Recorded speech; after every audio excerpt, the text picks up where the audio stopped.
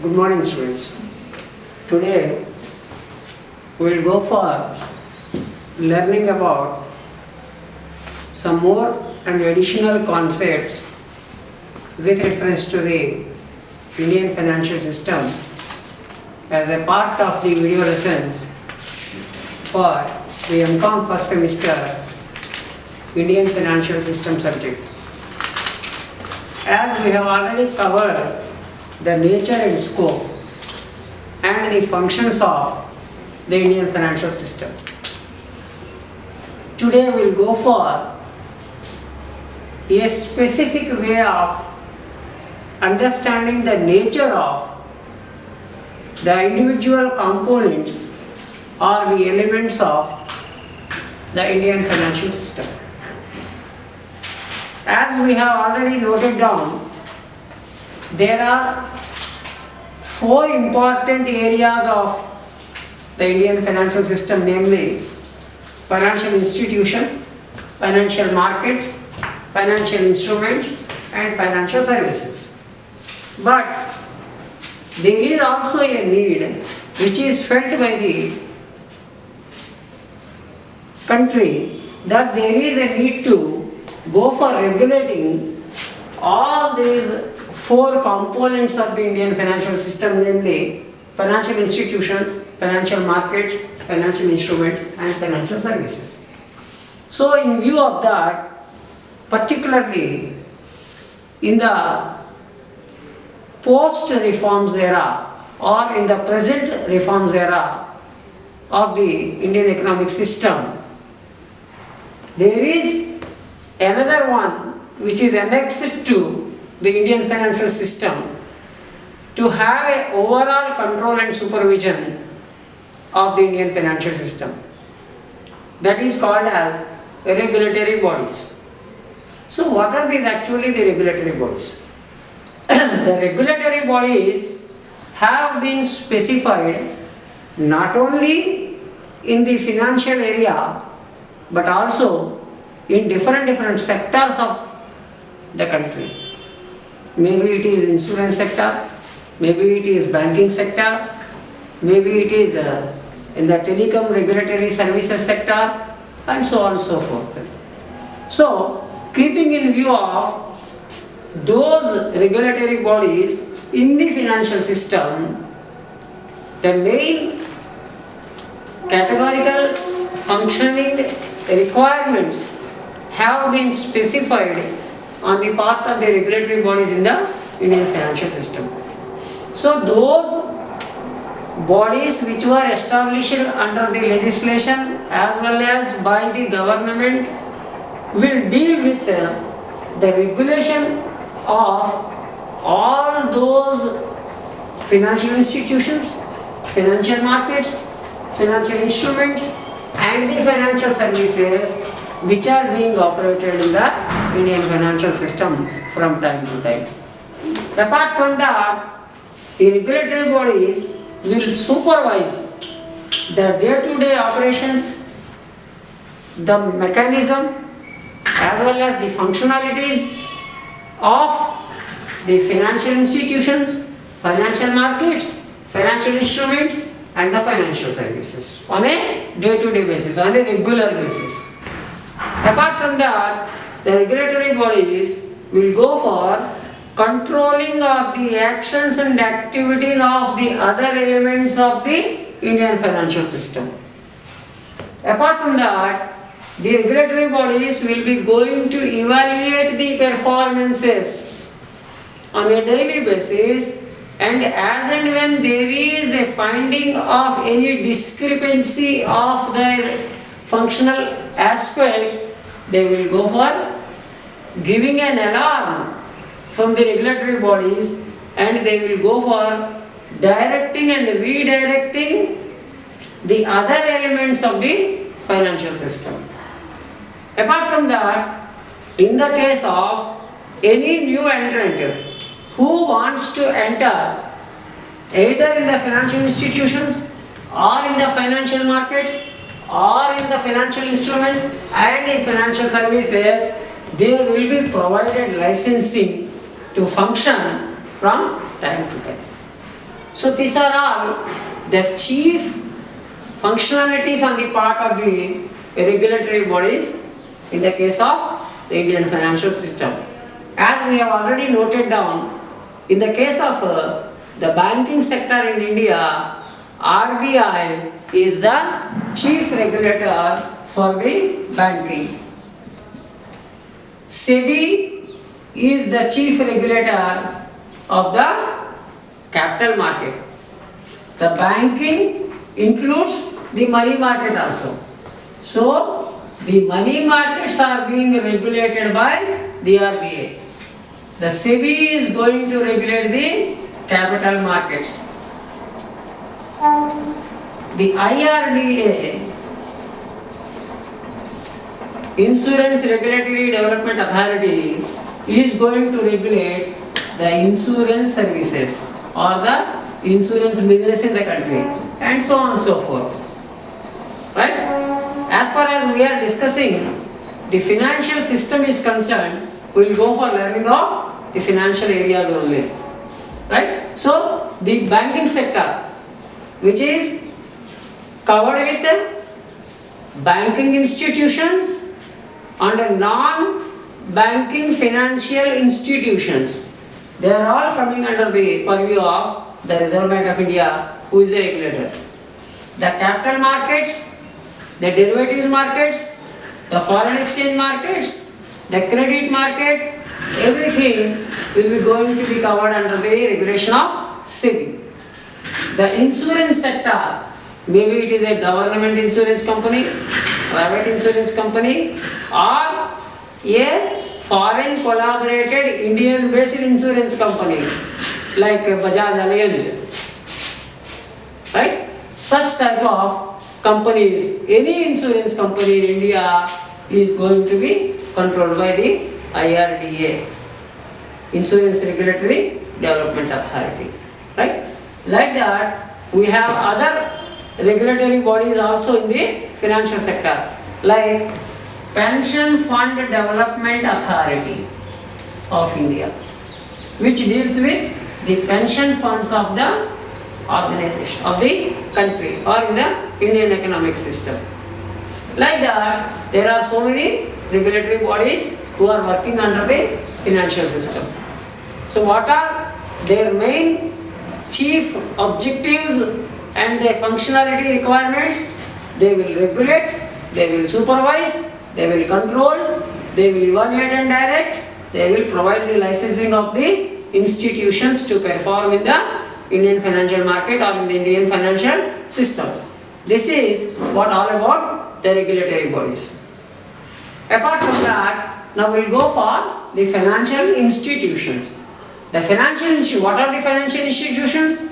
The financial institutions are those intermediaries to mobilize savings and facilitation of flow of funds in efficient manner. Efficient manner in the sense where there is no loss or no scarcity or no dearth of financial resources to the needy areas of the financial system. So, the financial institutions like banking and non-banking financial institutions, both will have to mobilize the funds and facilitation of the flow of funds in an efficient manner.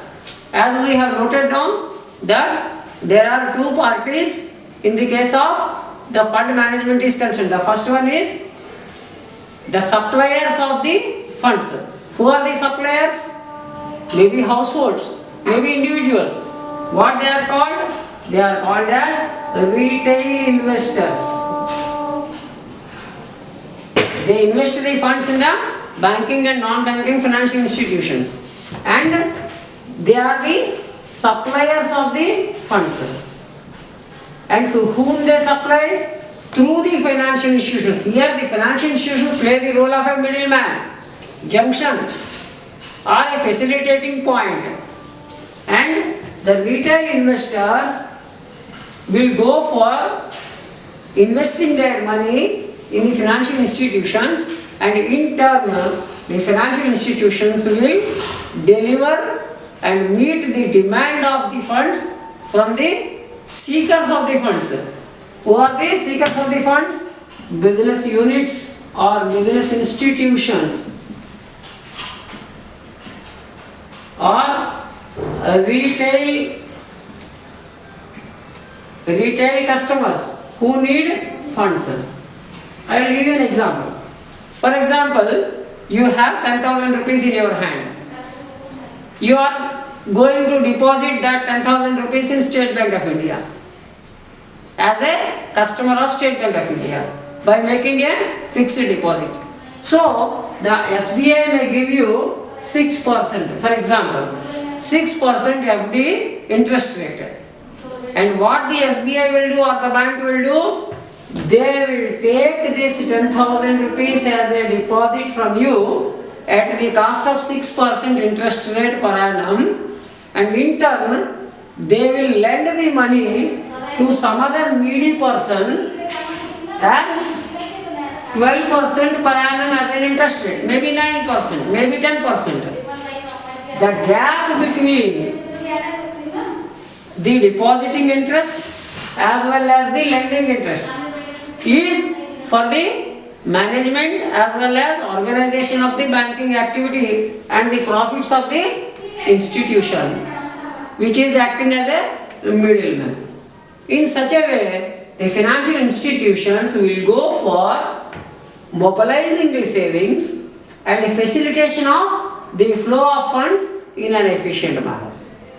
This is for this particular action and activity as a chief function. The financial institutions are there to act in the Indian financial system. Now coming to the financial markets. So what is the financial market, or what is the main objective of any financial market? The financial markets are the mechanism which enables the participants to deal with financial claims. Financial claims in the sense, whatever the needs on the part of the financial markets, they will be going to be delivered here. So what are the financial markets? Money market and capital market. So the money market and the capital market, both there will be certain financial claims, maybe in the shape of deposits, maybe in the shape of credit, or so on and so forth.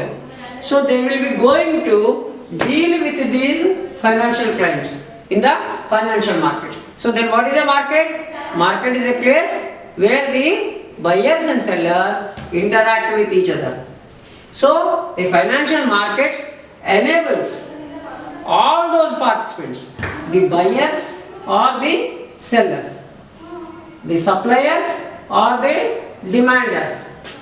In both the cases, they will go for creating an interaction point, and that interaction point will facilitate through a mechanism. Here we heard a word mechanism. So the financial markets function on a specific mechanism which is going to change from time to time in order to suit the requirements of the financial markets. And what they do in the financial markets with this mechanism? They deal with the financial claims, maybe deposits, maybe credits, maybe loans, or maybe investments, etc. etc. Now coming to the question of the financial instruments. So what are those financial instruments? The documents which represent financial claims on financial assets. So the financial instruments means, what is a financial instrument? A financial instrument may be a direct instrument which will be used to create the liquidity on the part of the user of the financial instrument. Maybe a currency note, maybe a coin, maybe a bond, maybe a security, maybe a promissory note, whatever it may be. All those financial instruments will go for settling the financial claims on the financial assets. The financial assets means securities, whatever it may be. Maybe a government bond, maybe a corporate bond, maybe a treasury bill, maybe a commercial bill, and so on and so forth. So the financial instruments here play a role, major role, where through which these instruments, through these instruments only, their play is going to be played in the field of the Indian financial system. So, the total game is through these financial instruments only. Now coming to the question of the financial services. So, why the financial services? What are the financial services? The financial services main objective is to bridge the gap between the financial investors and the financial needs of the business houses. So there is a gap. For example, I am having 1 crore rupees with me, but I don't know where to deposit or how to make my money more worth enough by getting more return on my money. But I don't know where to put my money. So for that, they bridge the gap between the investors' unawareness areas and the needs on the areas of the industry or the market where there is a demand for the funds. So, it is the financial services are those areas which support the management of funds, support the investors' requirements, maybe due to unawareness, maybe due to some other aspects. But they bridge the gap between the financial investors and the financial needs of the individual requirers or the business house requirers. So if you observe here, there is a connectivity between and among all the financial sector elements or the components.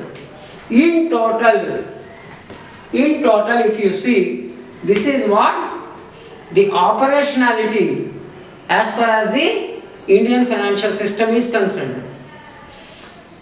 The regulatory bodies are the watchdogs. The regulatory bodies are the regulators, the supervisory things, or the permitters make the facilitation of the remaining 4 elements of the Indian financial system. This is what today we will go for learning under this lesson. Thank you very much. We will meet in the next class.